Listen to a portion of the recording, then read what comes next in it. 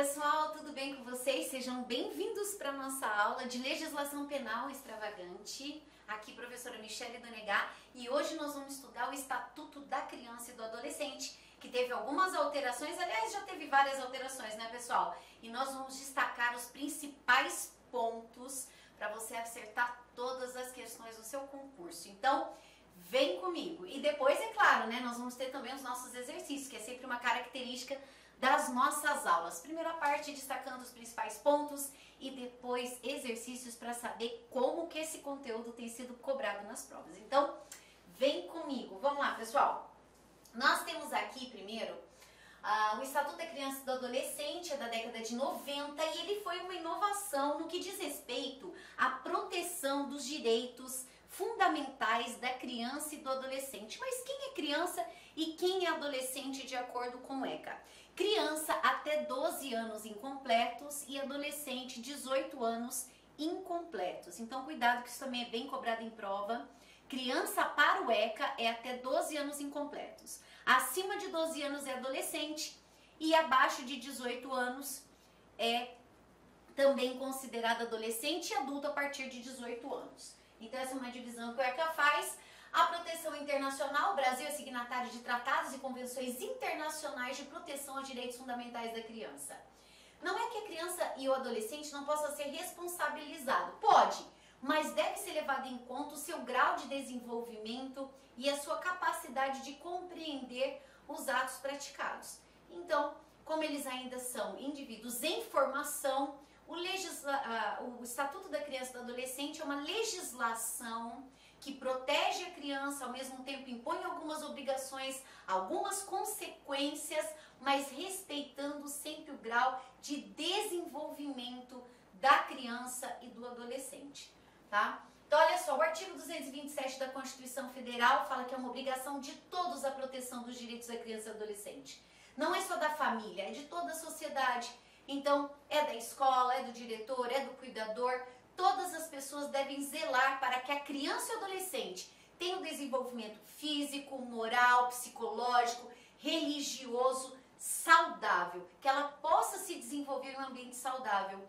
E é responsabilidade da sociedade, pessoal. Por quê? Porque um indivíduo saudável, afetivamente falando, psicologicamente falando, moralmente falando, acaba sendo importante e beneficia toda a coletividade, toda a sociedade. Com quem que a gente quer conviver? Com uma pessoa saudável ou alguém que tá sempre em confronto com a lei, ou é um delinquente, né? Ou acaba tomando o caminho do crime. Então, se é responsabilidade de todos nós, é porque no futuro nós vamos conviver com essas pessoas. Os nossos filhos vão conviver com essas pessoas. Então, que pessoas a gente quer deixar para o mundo? Pessoas melhores. Então, é uma responsabilidade de todos propiciar ambiente para que isso possa ocorrer. Então, olha só, a proteção dos direitos fundamentais eu já mencionei. Aí, o que nós temos? Criança e adolescente, já falei. A criança, 12 anos incompletos, adolescente, 18 anos incompletos também. Nós temos aqui a lei, o Estatuto da Criança e do Adolescente se aplica excepcionalmente até 21 anos. Né, as medidas socioeducativas. Então, por exemplo, vamos supor que o adolescente entre em confronto com a lei e pratica um ato infracional com 17 anos. Quando ele praticou ato infracional, por exemplo, de furto, ele tinha 17 anos. Né? Aí ele recebe uma medida socioeducativa, por exemplo, de internação, porque ele já é um adolescente que já tem outros atos infracionais e o juiz, então, impõe a medida de internação, que a gente vai estudar um pouquinho lá na frente. Mas só para exemplificar, né? Nesse caso, esse adolescente vai ficar adulto no socioeducativo, né? Ele vai fazer 18 anos, 19 anos no socioeducativo. Nessa situação excepcional, a lei fala que o estatuto pode sim ser aplicado até que esse adulto complete 21 anos, tá? Desde que, lembrando questão de prova aí, desde que a data do fato ele tinha 17 anos, ou seja, que ele era menor de 18 anos na data do ato infracional. Isso é importante gravar para a prova, tá bom, pessoal? Então, seguindo aí. Quais são, então, eu falei, acabei de mencionar aqui, né, os princípios que regem o Estatuto da Criança e do Adolescente. Então, o Estatuto, ele tem, digamos assim, a base para ele, né? Alguns pilares que sustentam todas as normas que contempla e estão contempladas no Estatuto da Criança e do Adolescente. Esses pilares, né, essas bases, é o princípio da prioridade absoluta, né? O princípio da proteção integral da criança e do adolescente, que está lá no artigo 3º, que ela goza de todos os direitos, sem prejuízo, da proteção integral, assegurando-lhe, olha lá, ó, todas as oportunidades, facilidades, desenvolvimento que eu já mencionei, físico, mental, moral, espiritual, social, em condições de liberdade e dignidade. Então esse é o princípio da proteção integral, cuidado com ele, que ele cai bastante em prova. Então a proteção integral é a preservação dos direitos fundamentais com um objetivo muito claro, o objetivo do desenvolvimento saudável da criança e do adolescente, preservada a sua liberdade e a sua dignidade. Tá? Então, cuidado aí, já grava esse resuminho para você.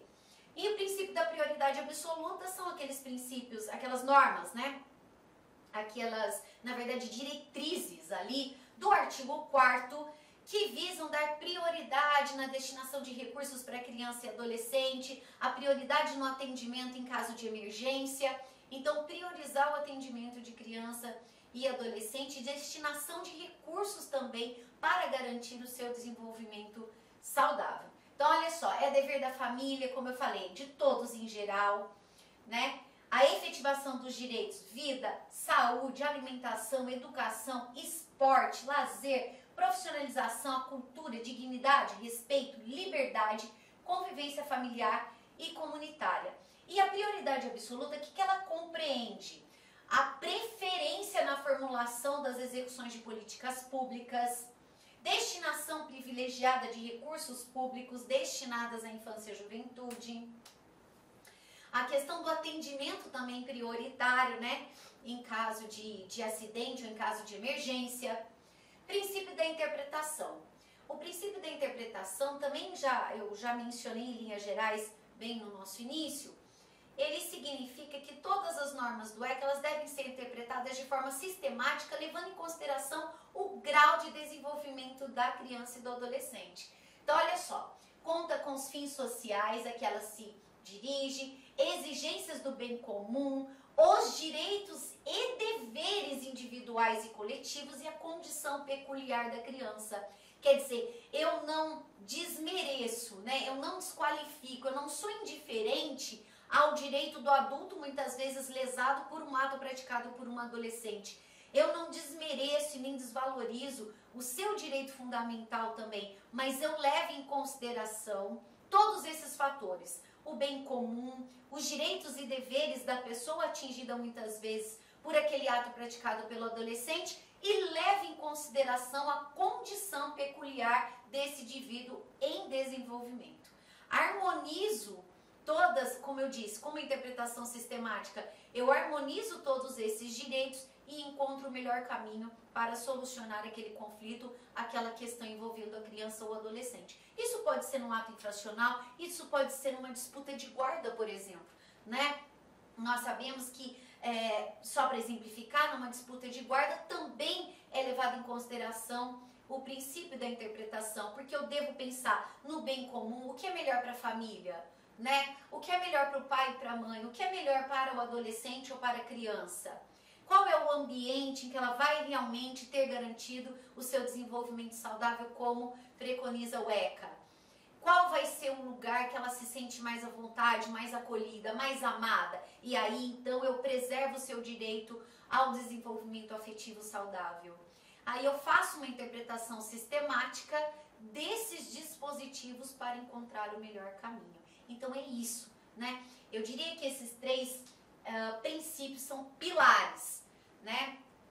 É o princípio da proteção integral, então, para garantir tudo aquilo que eu mencionei e que está também no artigo 227 da Constituição Federal, prioridade absoluta, políticas públicas com prioridade, destinação de recursos públicos em prioridade e o princípio da interpretação, tão importante para encontrar o melhor caminho na solução de conflito, né, onde uma das partes seja a criança e seja o adolescente. Tá? Então isso é super importante. Esses 3 princípios despencam. Então guarda eles aí com muito carinho com vocês. Vamos seguindo aqui. Direitos fundamentais, agora a gente vai entrar nesse estudo dos direitos fundamentais. E eu costumo dizer o seguinte, pessoal, quando nós falamos em direitos fundamentais, até para facilitar para as provas, o que a gente deve pensar? A gente deve pensar o seguinte: quais são os meus direitos fundamentais como indivíduo? Eu tenho direito à vida, à saúde, à liberdade, né, à educação, ao transporte, ao trabalho, né, à profissionalização. O adolescente tem o mesmo direito, a criança tem o mesmo direito. Basta eu lembrar dos direitos fundamentais do artigo 5º da Constituição e a criança ou adolescente goza dos mesmos direitos. Isso já facilita o nosso caminho na prova. É claro que aqui tem algumas diferenças, né?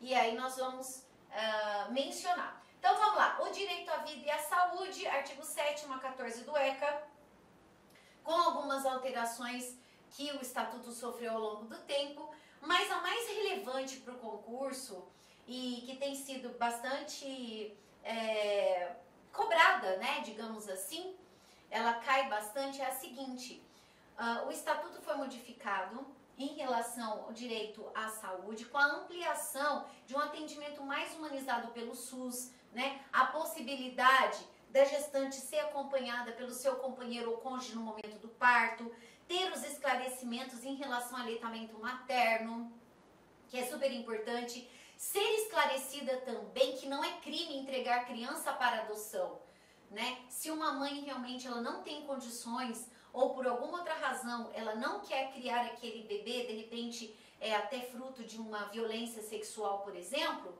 ela pode procurar a Justiça da Infância e fazer a entrega daquela criança, né, para que aquela criança seja adotada por uma família, né, que a gente chama de família substituta. Primeiro, é claro, vai ter todo aquele atendimento humanizado, entender qual é a condição, quais são as razões dessa escolha pela genitora e pelo pai também. E depois desse acolhimento, se ela realmente estiver decidida, ela vai receber todo o amparo, todas as informações necessárias para que essa adoção seja uma adoção legal. Então, o que eu preciso registrar? Eu preciso registrar o atendimento humanizado pelo SUS, com a possibilidade da gestante, né, ser acompanhada pelo seu cônjuge no momento do parto, o parto poder ser realizado pelo médico que acompanhou essa gestante durante toda a gestação, né? Eu digo isso tudo, pessoal, pelo sistema SUS, porque no SUS o que nós temos, né? A mãe, ela vai para o postinho de saúde para fazer o acompanhamento mensal da gestação. E muitas vezes aquele médico que está ali no postinho não era o médico que realizava o parto. E aí havia um desencontro de informações que muitas vezes colocava em risco no dia do parto a saúde da mãe e do bebê.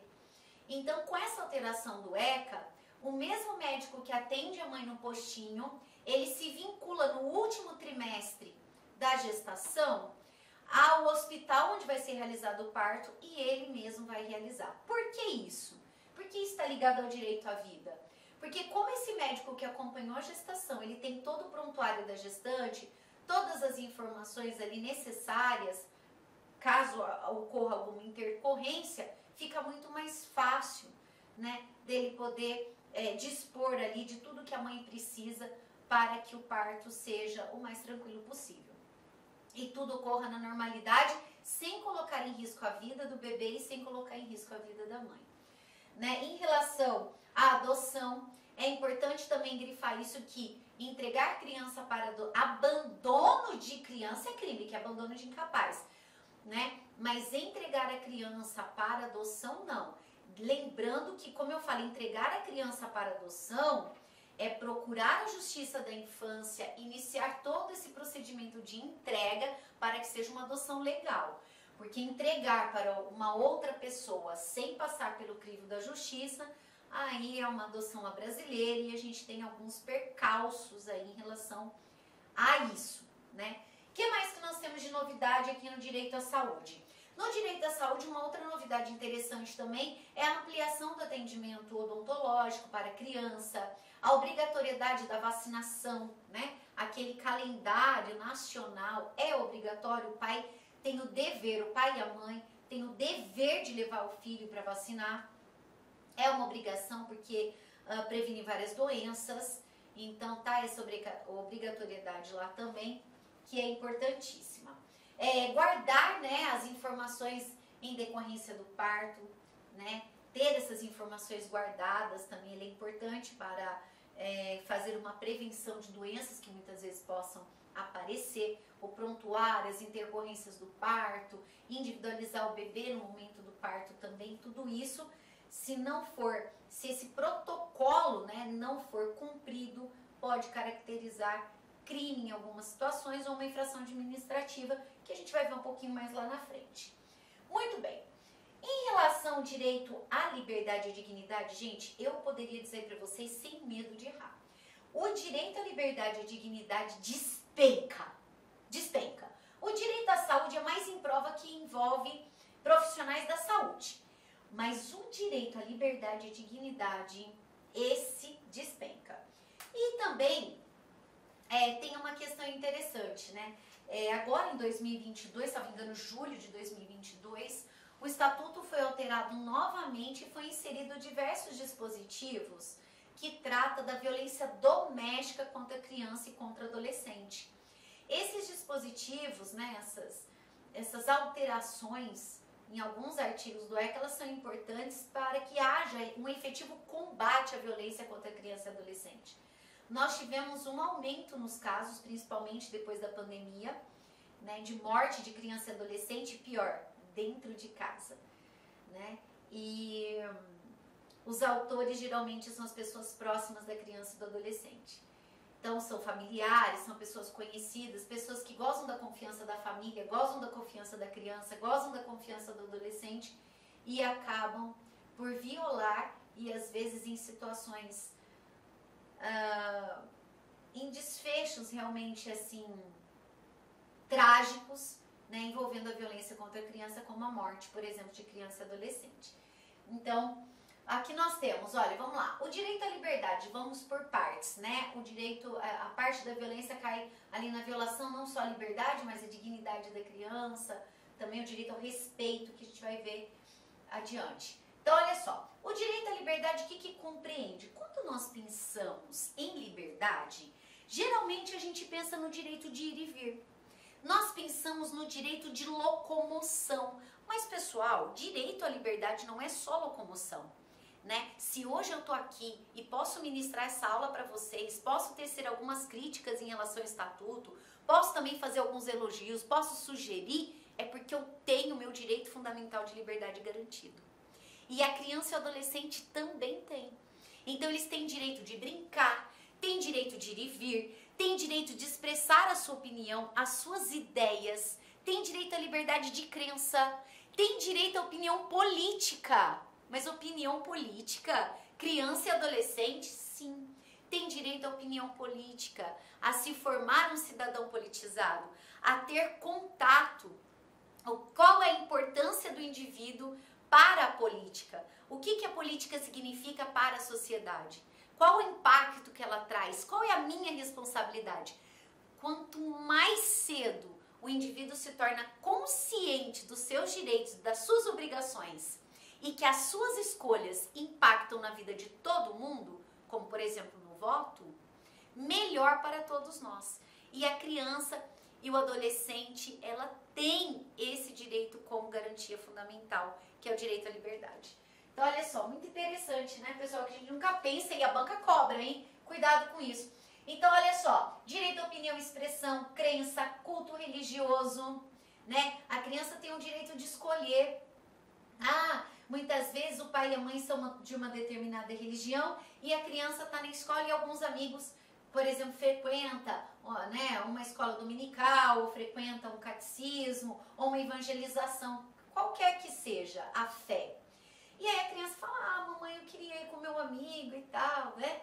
Então ela tem esse direito, ela tem essa liberdade. A orientação religiosa deve ser dada pela família, né? Mas o direito de escolha é uma garantia, é um direito fundamental da criança e do adolescente.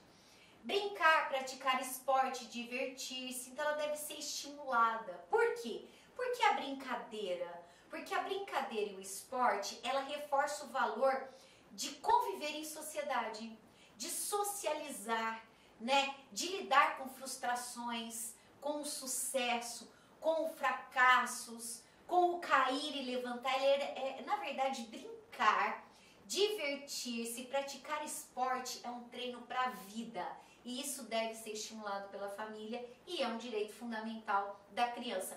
Lembrando que quando a gente fala em direito fundamental, e aí eu já mencionei o direito à vida, à saúde, agora falando em liberdade, vocês percebam, a gente sempre vai voltar para os pilares do ECA, né? Porque quando eu respeito a liberdade de brincar, de praticar esporte, de divertir-se, de expressar opinião, eu estou, na verdade, protegendo a proteção integral. Lembra que a gente viu lá, né, um dos pilares do ECA?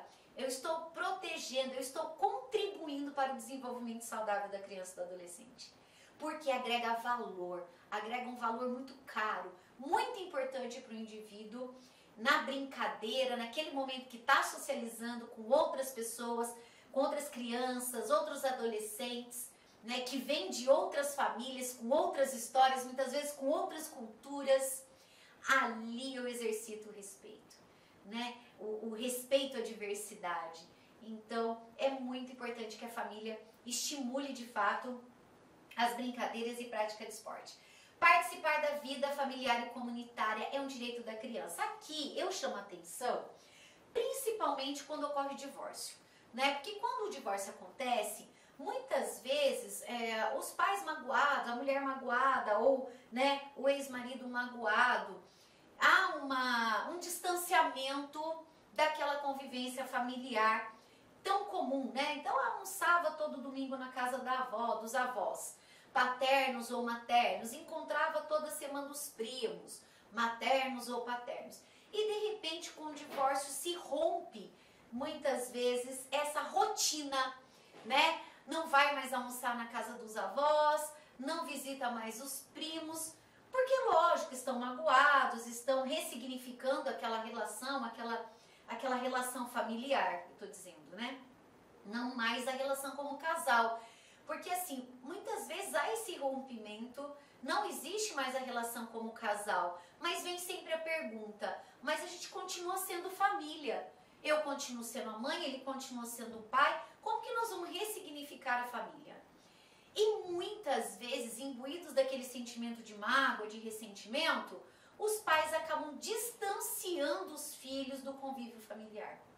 E esquecendo, né, que a convivência familiar e comunitária é um direito fundamental do filho, da criança, do adolescente. Então é muito importante levar isso em consideração no momento do divórcio. É um exemplo que eu estou dando aqui para tornar mais fácil a compreensão desse direito. Então levar em consideração, fazer a pergunta objetiva. Meu filho, a nossa situação agora é essa, tal, o que você gostaria, como é que você gostaria, como é que você está enxergando isso? Muitas vezes, pessoal, precisa até de um auxílio de um profissional, né, da psicologia, para também auxiliar a família nessa ressignificação. Mas não pode deixar a criança ou adolescente de fora dessa discussão, de fora dessa tomada de decisão. Por quê? Esse distanciamento impacta diretamente esse direito fundamental da criança e do adolescente, que é o direito à convivência familiar e comunitária.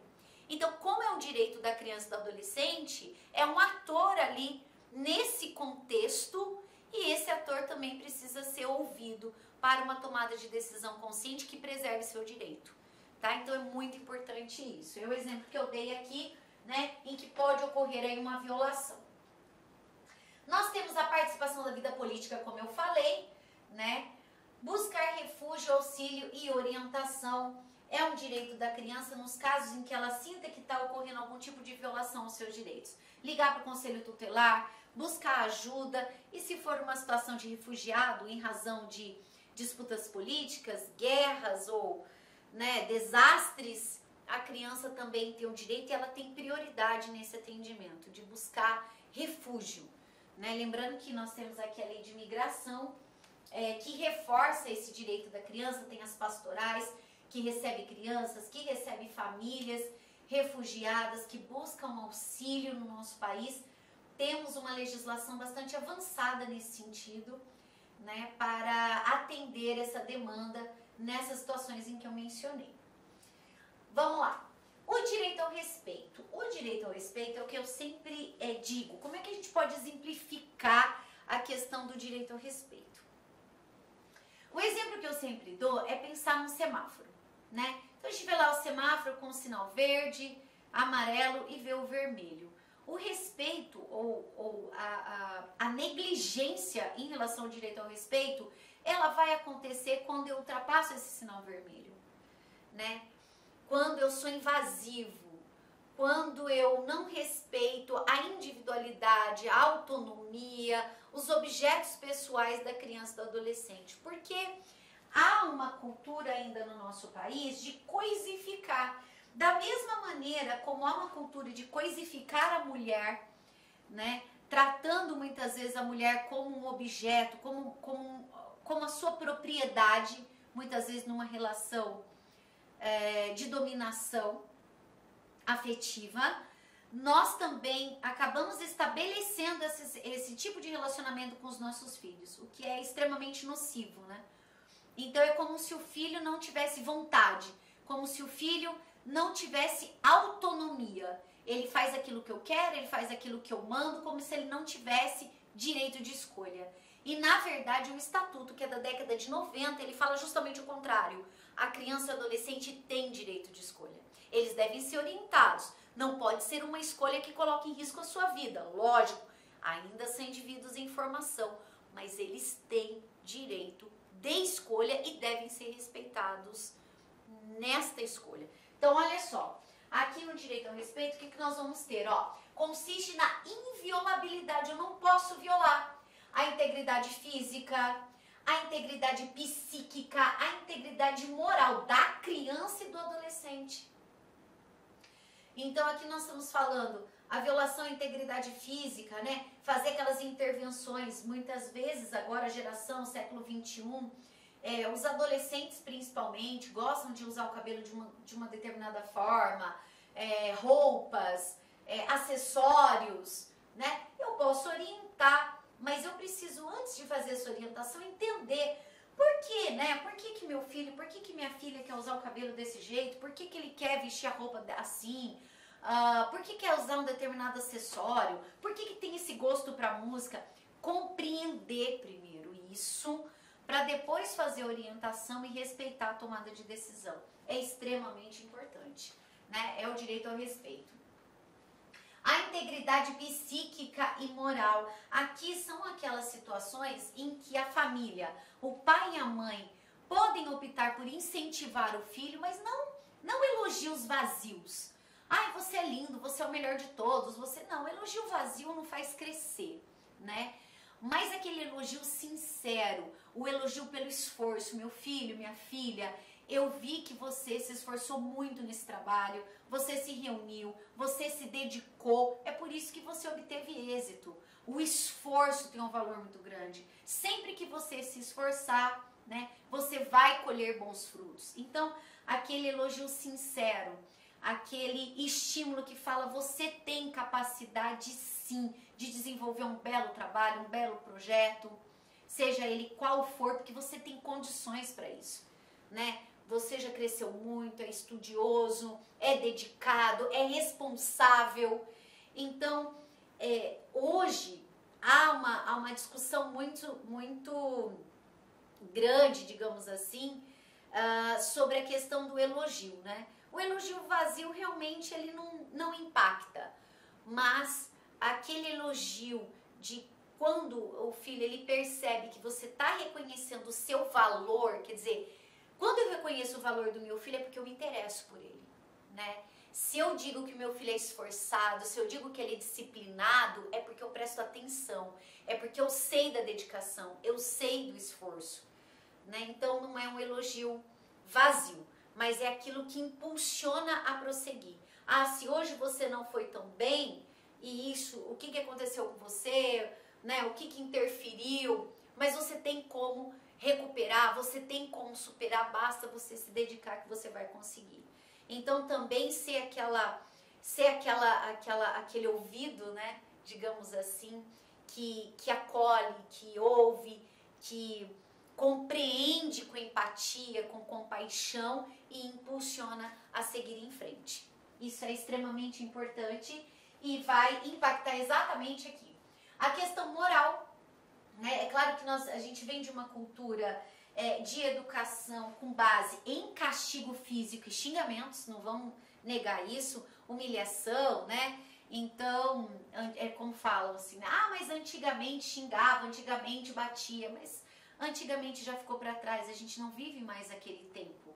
Nós vivemos outros tempos. E aquele tempo não vai mais voltar, né? Porque a nossa caminhada é sempre para frente, a gente vai evoluindo, tanto que a lei vai acompanhando a sociedade, a lei ela vai se aperfeiçoando justamente porque há uma necessidade social. Que a lei seja aperfeiçoada porque, né, aquele sapato velho, aquele manequim já não serve mais. Então, isso, o que as mudanças na lei provocam? Ela nos estimula também a virar a chave. Aquela maneira como eu fui educada, hoje não cabe mais. Então, eu devo mudar a minha forma. Não significa educar pessoas irresponsáveis, mas são formas diferentes de educar. Porque são indivíduos diferentes, são demandas diferentes. Então, a gente precisa estar aberto para compreender isso e preservar esse direito e nos esforçarmos realmente para alcançar esse objetivo de contribuir naquele desenvolvimento saudável que a gente falou lá nos primeiros minutos de aula. Então, olha só, abrangendo a preservação... Olá, meus amigos, minhas amigas, eu sou o professor Lac e eu estou aqui para fazer um convite muito especial. Primeiro, você assistir o restante dessa videoaula no nosso site da Lac Cursos. Aqui no YouTube são aulas demonstrativas para você ter aí o conhecimento, né, para você ter aí uma projeção das nossas aulas em relação aí ao concurso da GCM, Guarda Civil Municipal de Caldas Novas. Nós temos um curso, cara, fantástico, focado nesse edital, um curso que eu tenho certeza que vai te ajudar. Só você clicar aqui embaixo, o menor custo-benefício do mercado, apenas R$ 199,90, investimento único, a melhor proposta pedagógica para você estudar de verdade com quem conhece, com quem aprova, quem vive o dia de concursandos, concurseiros no Brasil do dia a dia.